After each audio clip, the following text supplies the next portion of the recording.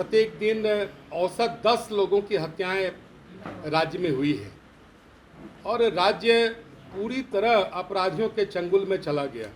कोई वर्ग या कोई राजनीतिक दल सरकार के सामने किसी विषय को रखने का प्रयास किया है, उसे लाठियां खानी पड़ी है, गोली खानी पड़ी है। जो परिस्थितियाँ पूरे बिहार में बन रही है यह काफ़ी दुर्भाग्यपूर्ण है। शराब बंदी में हम सबों का भी सहयोग था, लेकिन जिस प्रकार से शराब के जो तस्कर हैं उसको इस सरकार ने अपने प्रशासन के माध्यम से खुली छूट दी। बिहार में महागठबंधन सरकार ने अपना 1 वर्ष का कार्यकाल पूरा किया और विगत 1 वर्ष के कार्यकाल को देखेंगे तो आंकड़ों से बहुत स्पष्ट है कि प्रत्येक दिन औसत 10 लोगों की हत्याएं राज्य में हुई है और राज्य पूरी तरह अपराधियों के चंगुल में चला गया। ऐसा कोई दिन नहीं है जिस दिन की हत्या नहीं हो रही हो, किसी महिला के साथ, लड़कियों के साथ बलात्कार नहीं हो रहा हो। कोई ऐसा दिन नहीं है जिस दिन बैंकों की लूट नहीं हो रही हो। और इसके साथ साथ जब आप नज़र डालेंगे कि यह सरकार 10 लाख नौकरी का वादा करके आई और किस प्रकार से शिक्षकों को छला गया।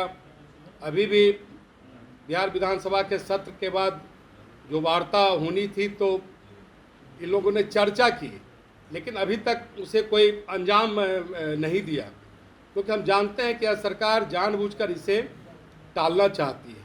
और आपने देखा होगा कि लगातार दलित समाज के महिलाओं के साथ, लोगों के साथ लगातार दुर्व्यवहार की घटनाएं हुई।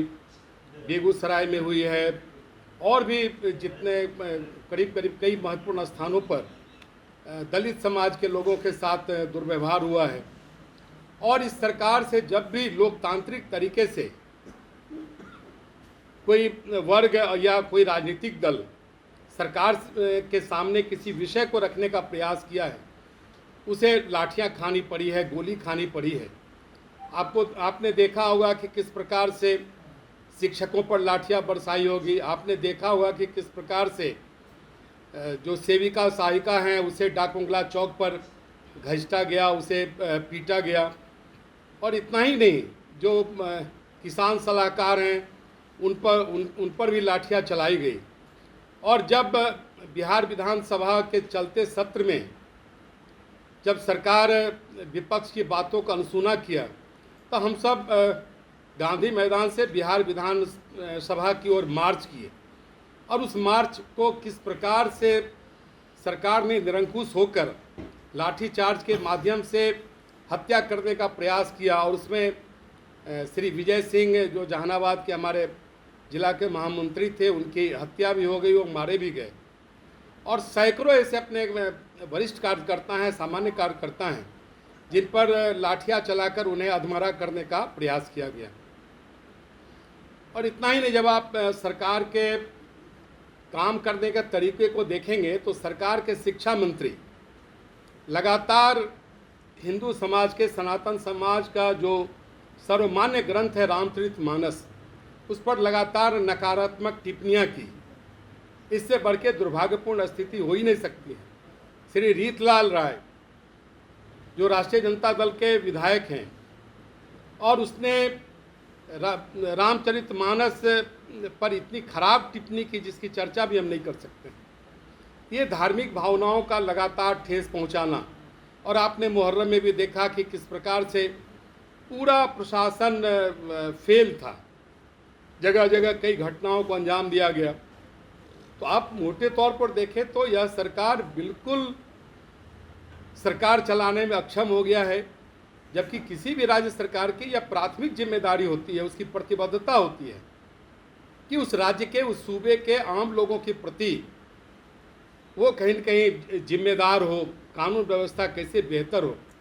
और संयोग से बिहार के मुख्यमंत्री गृह मंत्री के भी दायित्व में हैं, सामान्य प्रशासन के भी दायित्व में हैं, लेकिन उसके बावजूद भी जो परिस्थितियां पूरे बिहार में बन रही है यह काफ़ी दुर्भाग्यपूर्ण है।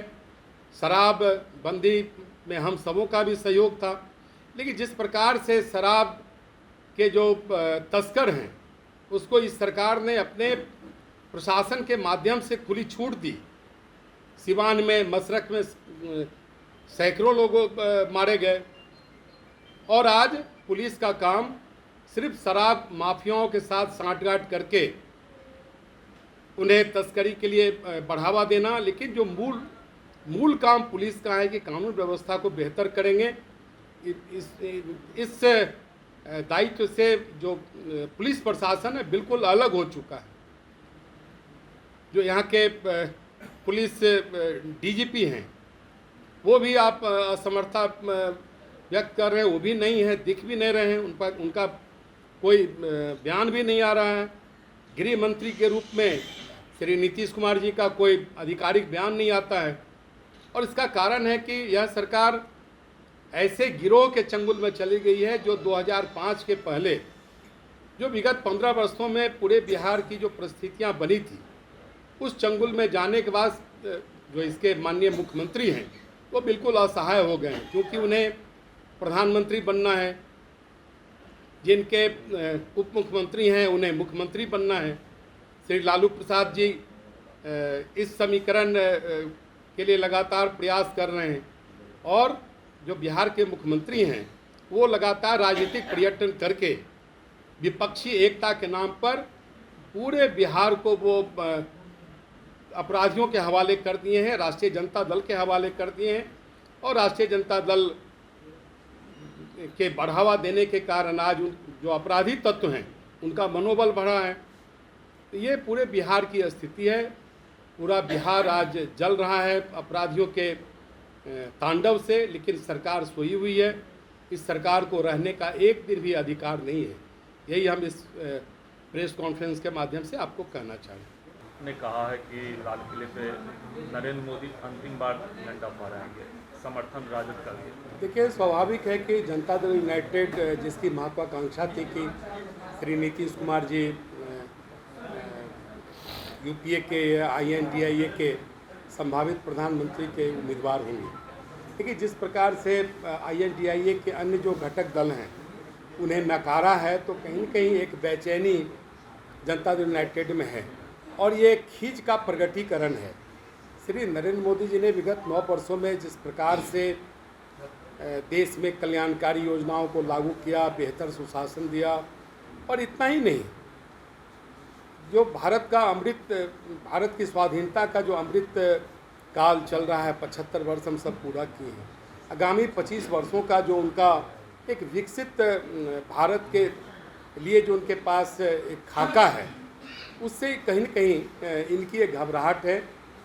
ये बिहार में तो अपनी सरकार नहीं बना पाए और श्री नरेंद्र मोदी जी को ये दिल्ली के तख्त से हटाना चाहते हैं, तो स्वाभाविक है। देखिए, जब दिल्ली के तख्त पर भारत के गरीब परिवार का कोई बेटा जब भारत का प्रधानमंत्री बनता है, तो स्वाभाविक है कि ऐसे राजनीतिकों का जिसने देश और राज्य को चूसने का काम किया, देश को कमज़ोर करने का काम किया, कि उनके खींच का प्रगटीकरण है। अभी केंद्र में भारत के प्रधानमंत्री की कोई वैकेंसी नहीं है और आगामी लंबे वक्त तक श्री नरेंद्र मोदी जी के नेतृत्व में देश आगे भी बढ़ेगा और देश कहीं न कहीं एक विकसित राष्ट्र के रूप में अंतर्राष्ट्रीय स्तर पर कहीं न कहीं दीप्यमान हो। ये कहा गया है सर कि अंतिम बार झंडा फहराएंगे मोदी जी। अब देखिए, अब इस बात की चर्चा जिस प्रवक्ता ने की है उनके बारे में मैं टिप्पणी नहीं क्या करता, क्योंकि जो इनकी सोच रही है ये नीतीश कुमार से बाहर निकल ही नहीं सकते हैं। ये राहुल गांधी के बारे में बतावें कि राहुल गांधी जी को ये लोग अगले प्रधानमंत्री मानने के लिए तैयार हैं कि नहीं। नरेंद्र मोदी जी लाल किला पर झंडा फहराएंगे कि या नहीं फहराएंगे, ये तो देश के मतदाता तय करेंगे, लेकिन INDIA में ये तो तय करें कि अगला इनके प्रधानमंत्री के उम्मीदवार कौन है। क्या राहुल गांधी को प्रधानमंत्री उम्मीदवार के रूप में जनता दल यूनाइटेड स्वीकार करने जा रही है? ये उनके जो प्रवक्ता जो इन सारे वाक्यों का प्रयोग किया वो बतावें। मैं उन्हें खुली चुनौती देता हूँ, कोई स्पष्ट करे कि वो नीतीश कुमार जी भारत के अगले प्रधानमंत्री के उम्मीदवार होंगे INDIA के कि श्री राहुल गांधी होंगे, इतना ही वो बता दें।